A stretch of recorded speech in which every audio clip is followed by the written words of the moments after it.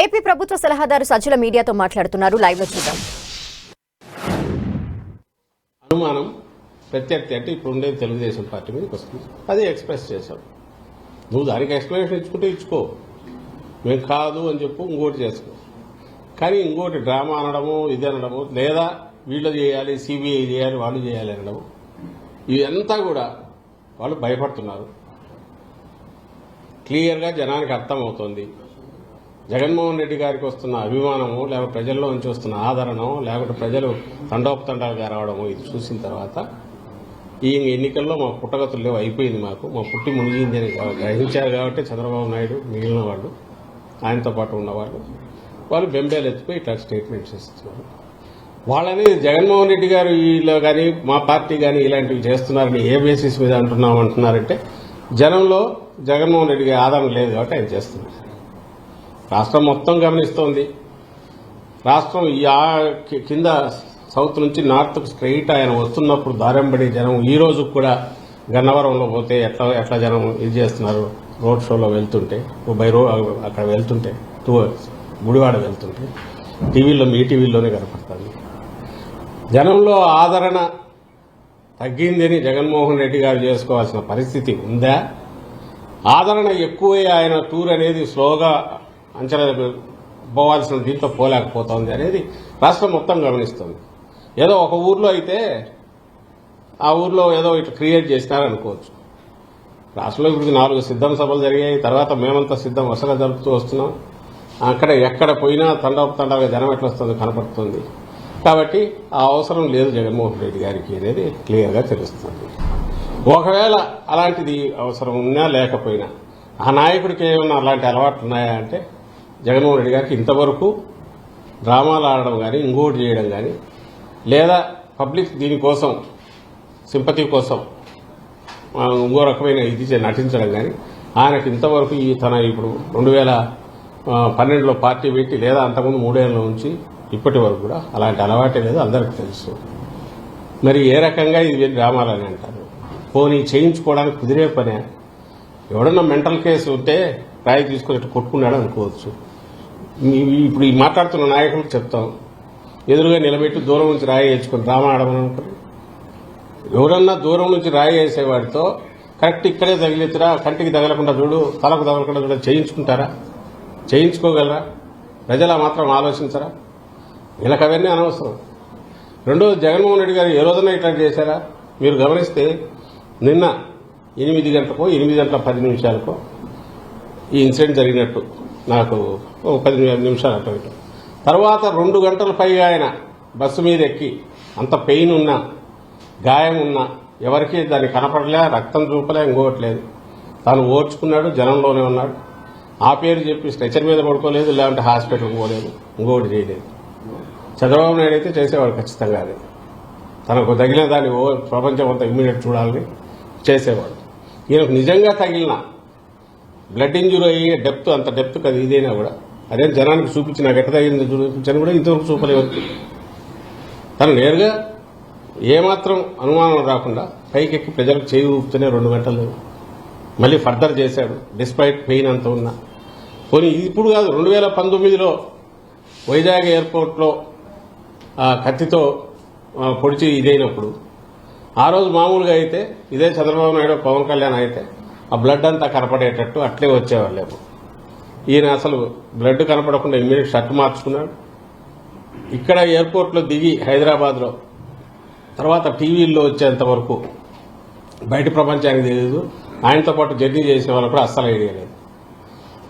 జర్నీలో కానీ దిగిన తర్వాత కానీ 1-2 సెల్ఫీలు అడిగి తీసుకున్నారు. ఎక్కడ కూడా పంటి ఆ గాయము దాని గురించి కానీ తను ఇది చేశారనే ఇన్సిడెంట్ బయట చెప్పుకోలేదు. ఎవరన్నా డ్రామాలు అయితే అట్లా చేస్తారా? ఈ రోజు మార్నింగ్ కూడా చాలా క్యాజువల్గా బయటకు వచ్చి పోతున్నారు తప్ప చూడండి నా గాయం అని ఊరికి చూపుకోవట్లేదు. మరి ఏ ఆధారంతో వీళ్ళు ఇట్లా మాట్లాడుతున్నారు? ఆధారం కాదు, ప్రాతిపదిక లేదు, ఏం లేదు. వీళ్ళు డ్రామాలు ఆడే అలవాటు వీళ్ళకు ఉంది. వీళ్ళకు జనంలో ఆదరణ లేదు. జగన్మోహన్ రెడ్డి గారు విపరీతంగా వస్తుంది. సో దాన్ని తట్టుకోలేకపోతున్నారు. ఆయనకు అవసరం లేదు ఏది డ్రామాలు ఆడాల్సిన అవసరం. ఎందుకంటే ఇంకా మించి అభిమానం అనేది గతంలో కంటే ఇంకా ఎక్కువ మించి కనపడుతుంది. డ్రామాలు వేసే అలవాటు లేదు. దానికి ఆయనే సాక్ష్యం. తన గాయం తగిలింది కూడా బయటకు ఎక్స్ప్రెస్ చేయలే, కనీసం ఆ బ్లడ్ కూడా కనపడలే. ఇప్పుడు లేదు, 19లో చేయలే. మరి ఏ బేసిస్ మీద అంటారు? పోనీ రాయితో ఎవడన్నా దూరం నుంచి కొట్టించుకుంటారని మళ్ళీ ప్రశ్నిస్తున్నా. వీళ్ళల్లో మాట్లాడే వాళ్ళల్లో వాళ్ళ మనిషినే పెట్టి కొట్టించుకోమనండి, దూరం నుంచి కొట్టించుకుంటారా? కొట్టించుకొని డ్రామా అని రుజువు చేయమండి. అది జరగని పని వాళ్ళకు తెలుసు. ఎందుకు ఇవన్నీ అంటున్నారంటే భయపడుతున్నారు, బాగా భయపడుతున్నారు. అయిపోయింది, ఇంకా ఈ ఎన్నికల్లో అడ్రస్ గల్లంత అయిపోతుంది, ఆదరణ లేదు.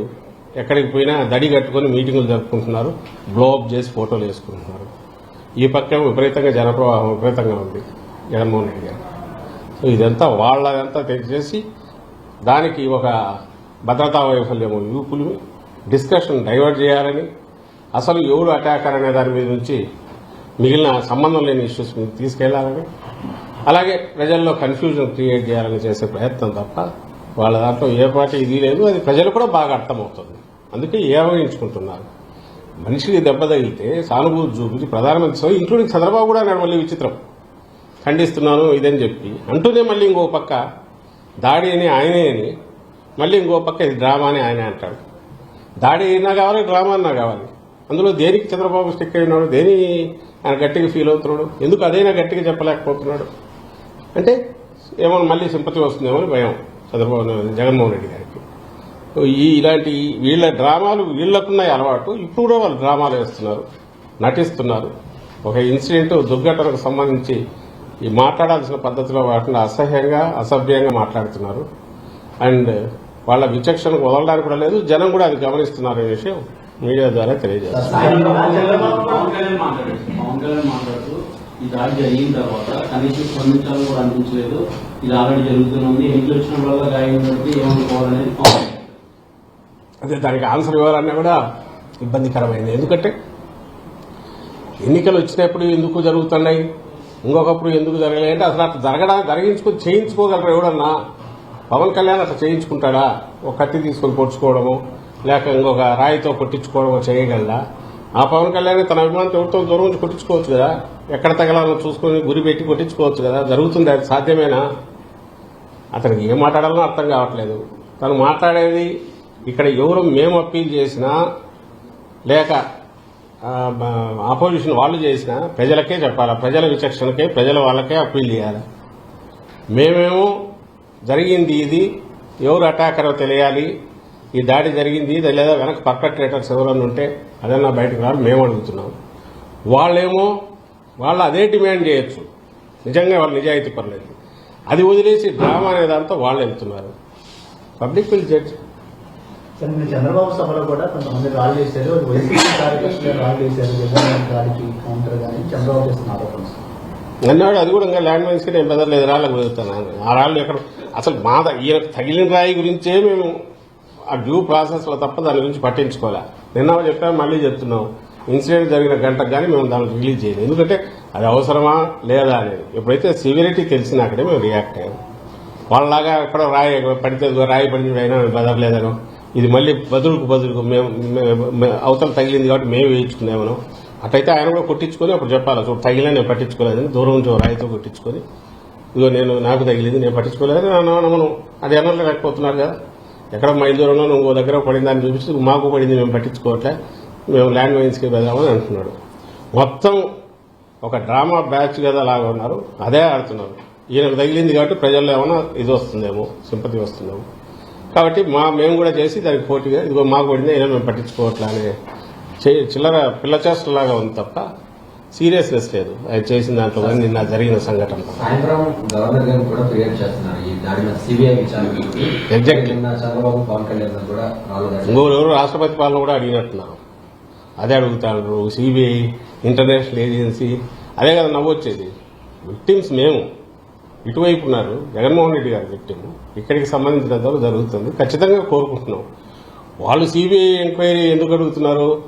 దాడి చేసిన వాడు ఎవడు పట్టుకోవాలనే కాదు, అసలు కన్ఫ్యూజ్ చేయాలి, దీని నుంచి ఇన్సిడెంట్ నుంచి తప్పించి వేరే దాని మీద దేని మీదకో వెళ్ళాలి, ఫోకస్ వెళ్ళాలనేది వాళ్ళ తాపత్రయం. దానివల్ల దీనికోసం అంటే న్యూస్ స్పేస్ అంతా కూడా ఇవి రావాలి. సాయంత్రం వెళ్తారు, బయటకు వచ్చి మేము సిబిఐ ఎంక్వైరీకి అడిగాం, వాస్తవాలు బయటకు రావాలి, భద్రతా వైఫల్యంలో ఏమేమి ఉన్నాయి, ఇందులో డ్రామా అని అంటున్నారు అనేది వాళ్ళే. డ్రామా అనే అనుమానం ఉంది, అది కూడా నిజానిజాలు వెలికి రావాలి, ఇలాంటివన్నీ దాంట్లో పెడతారు. పెట్టేసి అవే బయటకు వచ్చి మాట్లాడతారు. ఆమె ఒక మీడియా స్పేస్ మీరు కూడా దానికి ఇవ్వాలి, అదే ఒక పొలిటికల్ పార్టీ కాబట్టి అదే వస్తుంది.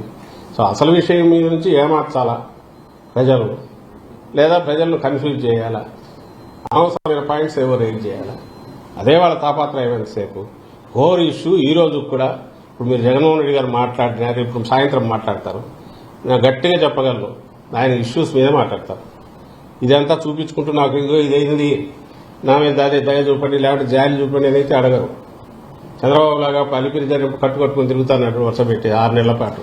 అట్లా చేయడు ఆయన, ప్రజల ఇష్యూసే మాట్లాడతారు జగన్మోహన్ రెడ్డి గారు. దాన్ని ఏమంటారు, ఏమేం చేశారో చెప్తారు. అటువైపు కూటమి వల్ల లాస్ట్ టైం వాళ్ళు ఎట్లా మోసం చేశారో చెప్తారు. బ్లెస్సింగ్స్ ఇవ్వమని అడుగుతారు. ఈ ప్యాటర్న్ ఉంటుంది.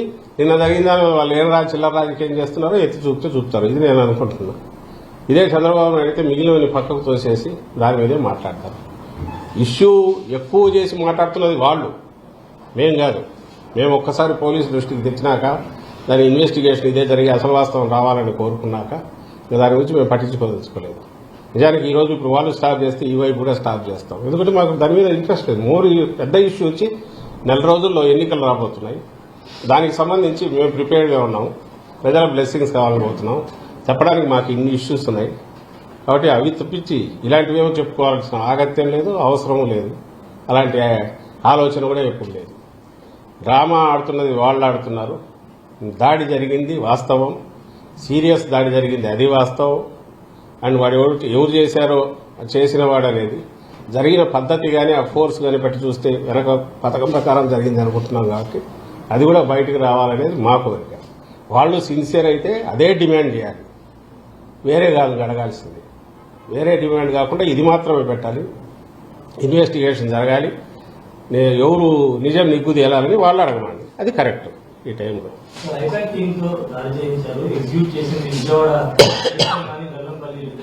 వాళ్ళకేదో టీం ఉంది కదా, అవసరం లేకుండా జనం అంటున్నారు కదా.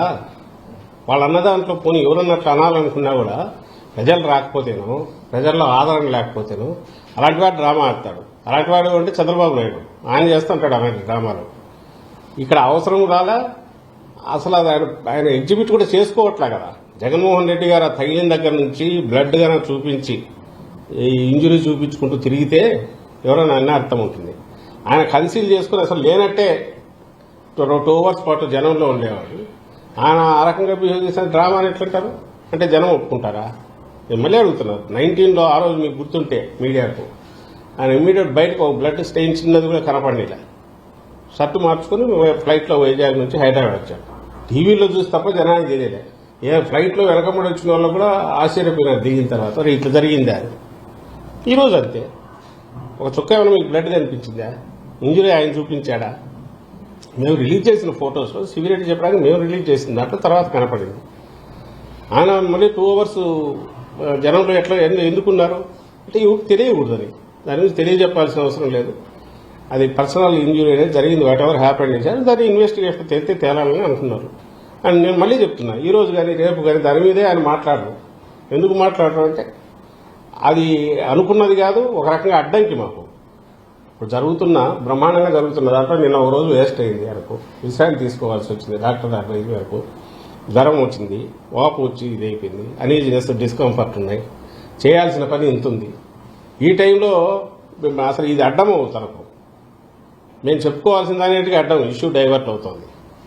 కాబట్టి మాకు దాని మీద ఎలాంటి మోజు లేదు. చంద్రబాబుకి ఇలాంటి వాటి మీద మోజు ఉంటుంది. ఆయన చేస్తాడు డ్రామాలు, ఆయన చేసిన దొంగ దీక్షలు కానీ ఆయన చేసిన మిగిలినవి ఏమున్నా కూడా నేను నిన్న కూడా మెన్షన్ చేశాను. అవన్నీ వాటికి ఆయన సిద్ధాస్తుడు. అలాంటి వాటిలో ఆయనతో పాటు నిజంగా ఆయన సహజంగా నటుడు పవన్ కళ్యాణ్, వాళ్ళకుంటాయి ఇలాంటివన్నీ. అవన్నీ తెచ్చి మా నాయకుడికి జగన్మోహన్ రెడ్డి గారికి ఆ లక్షణాలను ఈయనకు చూపాలని చూస్తే అవి జనం అయితే నమ్మరు. ఎందుకంటే 10 ఏళ్ల ముందు చూస్తున్నారు, 12 ఏళ్ల నుంచి జగన్మోహన్ రెడ్డి గారి క్రెడిబిలిటీ ఏంటనే జనానికి తెలుసు.